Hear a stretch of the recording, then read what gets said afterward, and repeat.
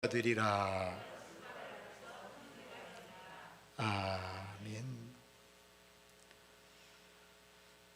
여러 전문가들이 예측을 하였듯이 코로나가 재확산이 되고 있습니다. 가을이면 다시 유행할 것이라고 많은 전문가들이 얘기를 했는데, 그대로 온 세계가 지금 코로나 재유행으로 몸살을 앓고 있습니다. 하지만 우리가 갖고 있는 그것에 대한 두려움은 훨씬 적은 것 같습니다. 왜냐하면 이제 백신과 이 치료제의 소식들이 들려오고, 또 양산되고 있다는 것도 들려오고, 또 우리나라도 거기에 따라가고 있다는 것도 들려오기 때문입니다. 그래서 이 코로나로 인해서 이제 다시금 또 여러 가지 이렇게 우리가 예방 수칙을 조금만 더 이렇게 주의하고 조심하면 곧 자유롭게 예배를 드리고 마음껏 또 활동하게 될 줄로 생각을 합니다. 이번 코로나를 통해서 우리는 많은 것들을 생각하였는데, 그 중에서 영적으로 신앙적으로 많은 생각들을 하게 된 것이 우리에게는 큰 유익입니다. 예배가 얼마나 소중한지, 또 이와 같은 모임이 그저 쉬운 것이 아니고 거저 주는 것이 아니고 정말로 우리의 믿음의 아름다운 축복이었다는 것을 우리가 생각을 하게 되었습니다. 또 앞으로도 이제 이보다 더한 그러한 마지막 시대의 징조들이 나타날 것을 또 우리는 생각하기도 하였고요. 어쨌든 간에 앞으로 더욱더 담대한 믿음을 가지고 우리가 서야 될 줄로 믿습니다. 마지막 때에 하나님 앞에서 칭찬받는 여러분들이 다 되시기를 바랍니다. 복음은 헬라어로 유앙겔리온이라고 하는 단어입니다.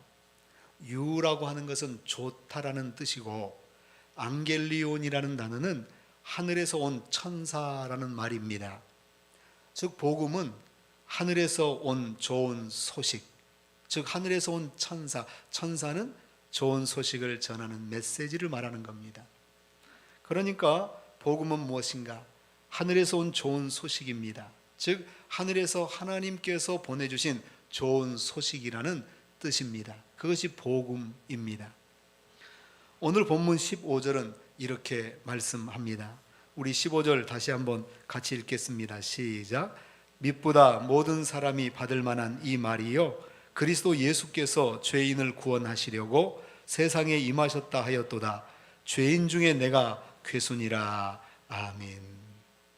위대한 종교 개혁가인 마틴 루터는 이 15절을 가리켜서 복음이 한 절에 축소된 말씀이다라고 말했습니다. 이 한 절 안에 복음의 핵심이 다 들어있다는 것입니다. 바로 그리스도 예수께서 죄인을 구원하시려고 세상에 임하셨도다 하였도다. 그리고 예수께서 죄인을 구원하시려고 임하셨는데 바로 여기에 죄인들이 있습니다. 그리고 죄인 중에서 내가 괴수입니다. 바로 괴수까지도 이 구원을 받는 역사가 있게 된 것이지요. 그래서 이 속에 복음이 다 들어있다고 얘기를 한 것입니다. 15절에 믿보다로 시작을 하는데, 믿보다 모든 사람이 받을 만한 이 말이 할 때 믿보다는 참되다, 신뢰할 만하다, 바로 그런 뜻입니다. 그러니까 이 말씀은 신뢰할 만한 말씀이다. 믿음직한 말씀이다. 믿을 수 있는 말씀이다. 거짓이 아닌 참된 말씀이다. 불확실한 것이 아니라 확실한 말씀이다라고 하는 것입니다. 그렇기 때문에 모든 사람이 받을 만한 이 말이여 한 것입니다.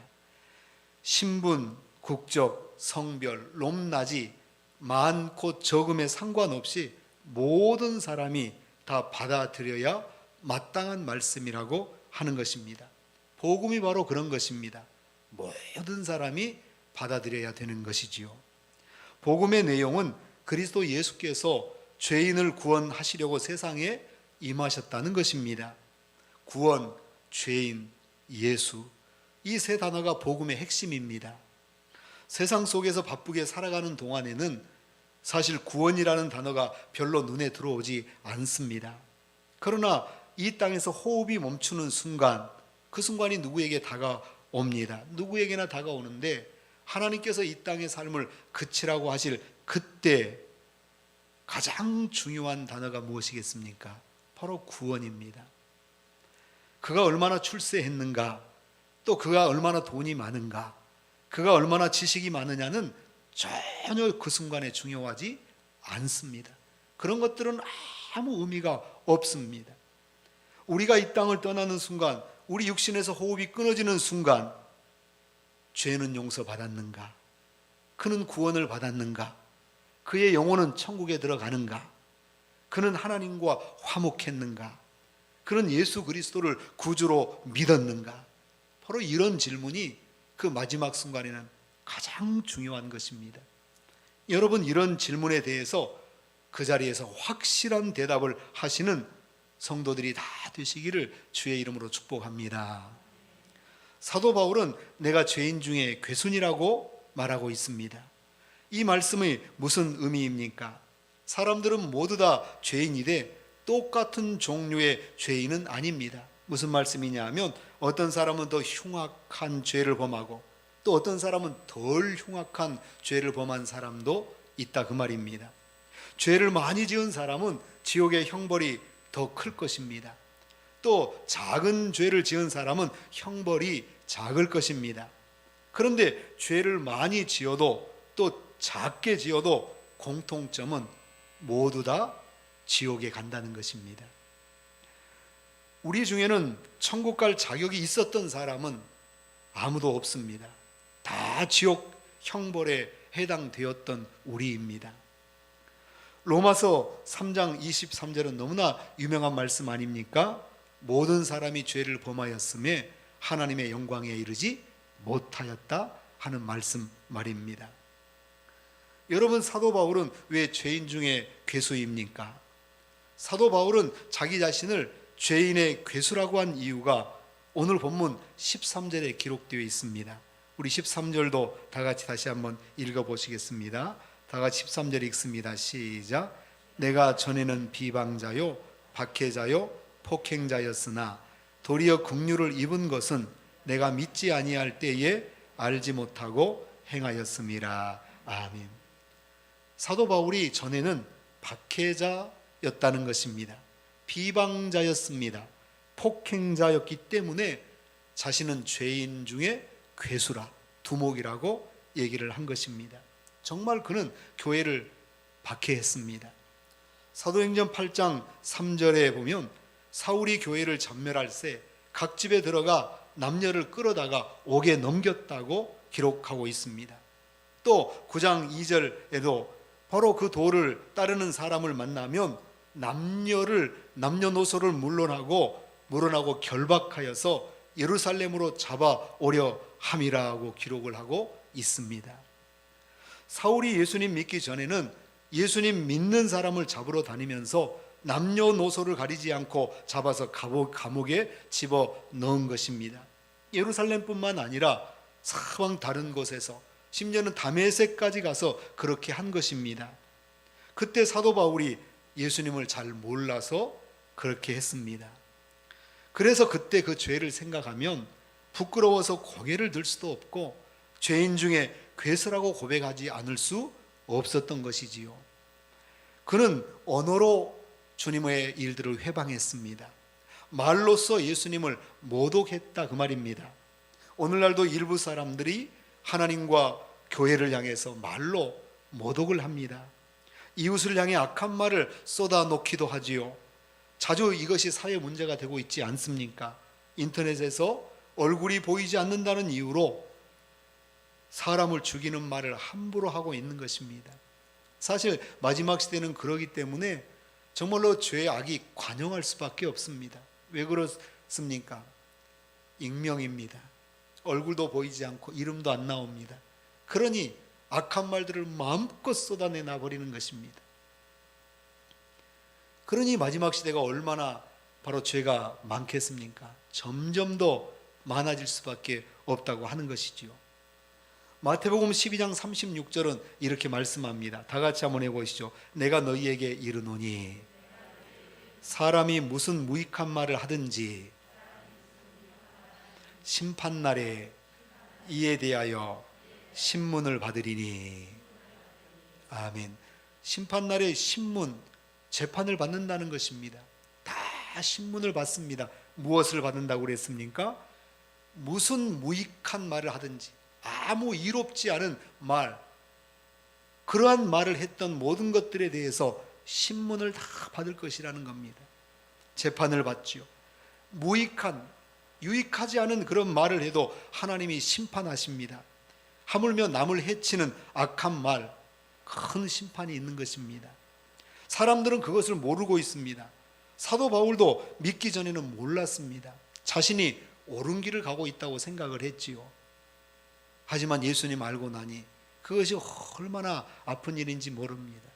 지금도 아마 세상에서 믿지 않는 사람들이 하나님을 못 오가고 교회를 못 오가고 하는 것도 예수님을 잘 몰라서 그러는 것입니다. 아마 그들이 예수님을 알면 사도 바울처럼 후회하고 후회하게 될 것입니다. 그런 길로 다 나올 수 있게 되기를 바랍니다. 또 사도 바울은 폭력을 행사했던 폭행자였습니다. 선을 방해하고 악을 조장했습니다. 당시에는 옳다고 생각하였지만 다른 사람들을 악에 빠뜨렸습니다. 자신은 지금 의롭다고 생각하고 열심히 부지런히 이리저리 다녔습니다. 그런데 뒤에 알고 보니 자기가 옳은 길을 간 게 아니라 다른 사람들을 잘못된 길로 다 이끌어 버렸던 것이죠. 바로 그것이 얼마나 사실 안타까운 이야기입니까? 바른 길을 가는 사람들을 오히려 방해했습니다. 신앙적으로 바른 길을 가는 사람들을 핍박했지요. 그것도 권력과 폭력을 이용해서 그렇게 했습니다. 여러분, 지금도 마찬가지입니다. 힘이나 권력을 이용해서 자기가 옳다고 생각하는 길을 막 달려갑니다. 그런데 그를 따르는 다른 사람들을 다 잘못된 길로 인도하고 있는데 그걸 모르는 것입니다. 예수님을 알면, 바로 알면 절대 그러지 않을 텐데 너무 용감한 것이지요. 그렇기 때문에 사도 바울은 폭행자였고 자기 자신을 죄인 중에 괴수라고 말한 것입니다. 여러분, 죄인 중에 괴수인 사도 바울이 어떻게 구원을 받습니까? 사도 바울은 자기가 구원을 받은 경험을 사도행전 9장과 22장에서 두 번이나 자세하게 이렇게 간증을 합니다. 바울이 예루살렘에서 성도들을 핍박하는 것으로도 모자라 다메섹까지 가서 성도들을 잡아 예루살렘으로 끌고 오려고 하지 않습니까? 그래서 대제사장에게 공문을 받아서 다메섹으로 가는 도중에 어떤 일이 일어납니까? 우리가 너무나 잘 아는 사건이 벌어지지요. 갑자기 하늘에서 큰 빛이 임합니다. 그 빛에 사도 바울이 그 자리에서 그대로 꼬꾸라지는 것이죠. 여러분, 하나님 앞에서 서 있을 사람은 아무도 없습니다. 우리의 죄를 가지고 하나님 앞에 서서 하나님 당신이 누구십니까 하고 서 있을 수 있는 존재는 아무도 없다는 사실을 믿으시기를 바랍니다. 예수 그리스도의 그 빛만 보아도 그 자리에서 거꾸러질 수밖에 없는 것이지요. 여러분, 우리가 어떻습니까? 길을 가다가 우리가 갑자기 미끄러져서 넘어지면 좀 창피합니다. 그래서 주변 사람들 보면서 멋쩍은 얼굴로 이렇게 부끄러워하는 것이지요. 여러분, 지금 사도 바울은 지금 거꾸로 쓰러졌습니다마는 자기가 부끄러워할 그런 생각도 못합니다. 주변 사람들을 보고서 당황해하는 그런 생각도 못하는 것이죠. 그는 너무나 엄청난 두려움에 휩싸여 있는 것입니다. 그때 하늘에서 음성이 들려옵니다. 사울아, 사울아, 너가 어찌하여 나를 박해하느냐? 가시채를 뒷발질하기가 너에게 고생이니라. 이렇게 말씀하시는 겁니다. 가시채를 뒷발질하면 발에 가시가 찔리고 피가 나고 뒷발질하는 자에게 고통이 옵니다. 여러분, 뒤에 가시나무에 뒷발질로 그냥 뒤로 가시나무를 찬다고 생각해 보십시오. 얼마나 발이 아프겠습니까? 그런데도 그렇게 지금 예수님을 모르기 때문에 그렇게 스스로 고생하는 길을 가고 있는 것입니다. 여러분, 주변에서 핍박을 하고 박해하고 교회를 모독하고 하는 사람들을 보면 예수님은 몰라서 하지만 참 고생하고 있는 것입니다. 그때 사울이 주여 누구십니까? 라고 묻지요. 그때 뭐라고 대답이 하늘에서 들립니까? 나는 너가 박해하는 예수라. 이렇게 대답이 들린 것입니다. 이 한 번의 경험으로 핍박자 사울이 위대한 사도 바울로 바뀌게 된 것입니다. 예수 그리스도를 만나자마자 바울은 모든 것을 깨닫게 됩니다. 왜 내가 죄인인지, 또 왜 나는 죄인 중에 괴수인지, 또 왜 우상 숭배는 해서 안 되는지, 왜 귀신을 따라가서는 안 되는 것인지, 왜 예수님을 구주로 믿어야 하는지, 왜 예수님이 구약에 예언된 메시아이신지, 왜 인간은 예수 그리스도를 믿지 아니하고서는 하나님을 알 수 없는지, 바로 이러한 수많은 문제들, 질문들이 그 자리에서 해결이 되는 것입니다. 여러분, 우리도 예수님 안에서 이 모든 질문들이 다 해결된다는 사실을 우리는 잊지 말아야 합니다. 구원이란 예수님 믿고 죄 용서받는 것입니다. 예수님 믿는 길 외에는 죄 용서받는 길이 없는 줄로 여러분 믿으시기를 바랍니다. 구원은 예수님을 믿어 하나님을 아는 것입니다. 또 구원이란 죽으면 천국 가는 것이요, 살아도 천국 백성, 하나님의 백성으로 사는 것입니다. 또 구원이란 영생을 얻는 것입니다. 사람은 본래 죽을 존재가 아닙니다. 하나님께서 본래 우리를 죽는 존재로 만들지 않으셨습니다. 그런데 아담과 하와가 선악과를 따먹음으로 인해서 죄가 들어왔고, 죄로 말미암아 사망이 우리 인간에게, 인류에게 임한 것입니다. 사망이 온 이유는 죄 때문입니다. 그러나 예수님을 믿는 사람은 그 영생을 다시 찾게 되는 것이지요. 한 번은 죽게 되지만 죽은 자 가운데서 다시 살아나는 것이 우리의 믿음입니다. 기독교의 핵심은 그래서 죽은 자 가운데 다시 살아나는 것입니다. 부활이 바로 우리 기독교의 핵심이 되는 것입니다. 예수님께서 죽은 자 가운데서 살아나셨습니다. 부활하셨습니다. 예수님을 믿는 사람은 죽어도 다시 살아서 영원히 죽지 않고 영생하는 생명을 얻게 되는 것입니다. 이것이 구원입니다. 우리가 받는 구원이지요. 죄인 중에 괴수인 사도 바울을 구원하신 이유는 무엇입니까? 여러분, 하나님께서 왜 죄인 중에서 그래도 제일 좀 작은 죄인, 정말로 사소한 죄를 지은 그런 죄인을 구원하시지 아니하고 왜 사도 바울과 같이 1등 그런 죄인의 두목이라고까지 말할 수 있는 그런 자를 구원하셨는지 참 의문입니다. 그것에 대해서 본문 16절은 이렇게 말씀을 하십니다. 16절 다시 한번 읽겠습니다. 16절 시작. 그러나 내가 긍휼을 입은 까닭은 예수 그리스도께서 내게 먼저 일체 오래 참으심을 보이사 후에 주를 믿어 영생 얻는 자들에게 복이 되게 하려 하심이라. 아멘. 죄인 중에 괴수를 구원하신 이유는 본이 되게 하려는 것이 이유입니다. 견본이 되는 것입니다. 사도 바울과 같이 예수님을 원수로 삼았던 자도 예수님을 믿어 죄 용서를 받고 영생을 얻을 수 있음을 보여주신 것이지요. 여러분, 성경을 읽으면 참으로 놀라운 것을 발견하게 되지요. 예수님의 족보에 죄인들이 즐비하다는 사실입니다. 예수님의 족보에 나오는 새 여인의 이름 무엇입니까? 다말이라는 여인이지요. 남편과의 사이에 자식이 없자 시아버지에게 창녀 노릇을 해서 자식을 낳는 여자입니다. 여러분, 라합은 또 누굽니까? 여리고 여호수아서에 나오는 여리고성의 유명한 기생입니다. 또 밧세바는 누구입니까? 전쟁에 나간 남편을 버리고 왕의 부름에 달려가 간음했던 여인이지요. 여러분, 이와 같이 여성 셋이 죄인의 이름입니다.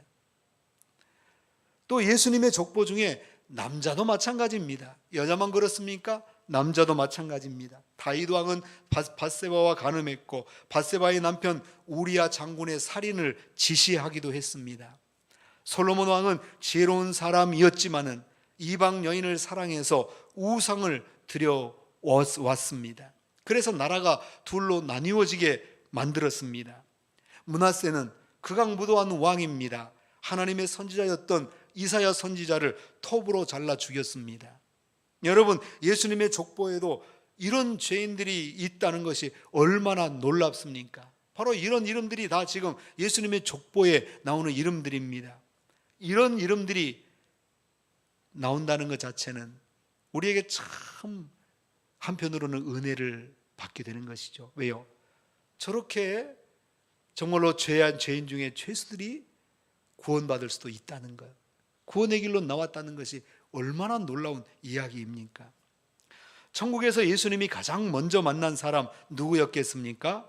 십자가 우편에서 죽은 강도였을 것이라고 생각을 합니다. 예수여, 당신의 나라에 임하실 때 나를 생각하여 주옵소서. 바로 그렇게 십자가에서 부탁을 드리지 않습니까? 그때 예수님께서 뭐라고 하십니까? 오늘 너가 나와 함께 낙원에 있으리라고 말씀해 주십니다. 살인 강도도 십자가에서 구원을 받을 수 있는 것은 예수님의 구원이 은혜이기 때문입니다. 죄인 중에 괴수도 구원하신 하나님께서 죄 중에 살고 있는 우리들도 믿음으로 죄 사함을 받게 하여 주시고 구원을 받아 영생을 얻어 부활의 생명을 얻게 하여 주시는 것입니다. 사도 바울이 그 본입니다. 죄인 중에 괴수인 나도 구원을 받는데 세상에서 구원받지 못할 자가 누가 있는가? 라고 지금 외치는 것이죠. 예수님 앞으로 나오면, 주님 앞으로 나오면 다 구원을 받을 수 있다고 지금 외치는 것입니다. 여러분, 사실 사도 바울은 자신이 죄인 중에 대장이라고 얘기를 합니다. 왜 그렇습니까? 다른 어떤 죄들, 흉악한 범죄함, 어떤 끔찍한 죄를 지은 것과 달리 사도 바울은 예수님을 직접 대항한 사람입니다. 예수님의 복음에 직접 대항을 해서 바로 싸운 사람이니까, 바로 그래서 사도 바울은 자기가 죄인 중에 괴수라는 겁니다. 예수님과 원수된 자라는 겁니다. 원수된 자. 그러니까 원수도 구원을 받았는데 세상에 그러지 않은 사람들을 다 구원받을 수 있다고 말씀하여 주시는 것이지요. 오늘 본문 17절에는 구원받은 사람의 찬양이 나옵니다. 우리 17절 다시 한번 다 같이 읽어보시겠습니다. 17절 시작. 영원하신 왕 곧 썩지 아니하고 보이지 아니하고 홀로 하나이신 하나님께 존귀와 영광이 영원 무궁하도록 있을지어다. 아멘. 예수 그리스도를 믿고 구원받은 사람은 하나님을 왕으로 모시고 순종하면서 살게 됩니다. 하나님은 영원하신 왕이십니다. 또 하나님은 왕이시되 썩지 아니하시는 왕이시라고 말씀을 하십니다. 쇠하지도 아니하십니다. 썩지 아니하시는 영원하신 왕이 우리 하나님 아버지십니다. 또한 하나님은 보이지 않는 왕이십니다. 어디에나 계시는 왕이시지요. 또 하나님은 홀로 하나이신 왕이십니다. 하나님 외에 다른 왕이 없다는 것입니다. 유일하신 하나님이신 것입니다. 여러분, 세상에서 살면서 신이라고 칭하는 자가 나타나도 그것은 귀신이나 악령에 사로잡힌 것에 불과한 것이지 우리의 왕이 아니라는 사실을 확신하시기를 바랍니다. 그러니까 세상에서 살다가 그저 어떤 사람이 나타나서 온갖 정말로 신비로운 일을 하고 사람들이 그를 향해서 막 대단하다고 박수를 치고 따르고 아무리 그래도요, 여러분, 우리 왕은 하나님만 계시는 것입니다. 그러한 여러분 일들에 곁눈질도 하지 마시고 그저 그런 일들을 바라보지도 마시고 그저 우리의 유일하신 왕은 하나님밖에 계시지 않다는 것을 믿고 사시기를 바랍니다. 그러면 마지막 때 우리는 승리할 수가 있는 것입니다. 여러분, 우리의 왕은 하나님뿐이십니다. 그렇기 때문에 구원받은 우리가 쉬지 않고 해야 할 일이 무엇입니까? 바로 사도 바울과 같이 하나님을 찬양하는 것입니다. 바로 홀로 하나이신 하나님께 존귀와 영광이 영원 무궁하도록 있을지어다 라고 외치면서 우리는 하나님을 날마다 찬송해야 될 줄로 믿습니다. 여러분, 늘 찬송하시기를 바랍니다. 하나님을 찬양합니다. 하나님을 높이십시오. 하나님이 영원하신 왕이심을 선포하시고 바로 그 왕을 우리가 따르고 있고 믿고 있다는 것도 여러분 고백하시고, 그러므로 하나님은 하나님뿐이시라는 것도 우리가 고백을 하면서 하나님을 높이는 그러한 삶을 사는 것이 우리의 능력이라는 것을 믿으시기를 바랍니다. 그것이 우리 일입니다. 그것이 영원한 영광의 삶이라는 것을 믿으시기를 바랍니다. 이 세상에서 우리의 모든 삶은 이 세상을 떠나는 순간 다 멈춥니다. 다 그것으로 끝이 나는 것입니다. 여러분, 공부를 아무리 열심히 많이 한다고 해도 그렇습니다. 지금은 이제 노년에 또 이 공부하는 것이 굉장히 중요하다고 합니다. 그래서 많은 사람들이 노년에 공부하기 위해서 애를 쓰고 있지요. 국가에서도 그런 건 부분들을 지원을 많이 합니다. 아무리 노년 때 공부를 많이 하고 그래도요, 내가 이 세상 떠날 때는 그걸 가지고 천국 가지 않습니다. 그 지식 천국에 아무 소용도 없습니다. 여러분, 저 세상과 이 세상은 완전히 다른데 이 세상의 지식을 가지고 어떻게 쓰겠습니까? 쓰지 못하는 것입니다.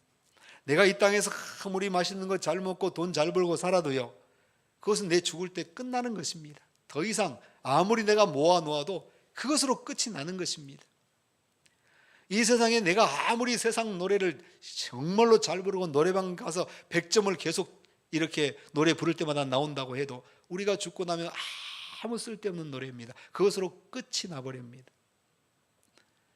그런데 우리가 영원히 천국에까지 계속 가지고 가는 것이 무엇입니까? 하나님을 찬양하는 것입니다. 여러분, 우리는 이 땅에서 믿음으로 하나님을 높입니다. 하나님을 찬양합니다. 그래서 때로는 우리가 사명감으로 하나님을 찬양할 때가 있습니다. 우리가 그리스도인은 그래야 되니까, 하나님께 영광을 돌려야 되니까 하나님을 높여야지, 그러면서 하나님께 영광을 돌리고 높입니다.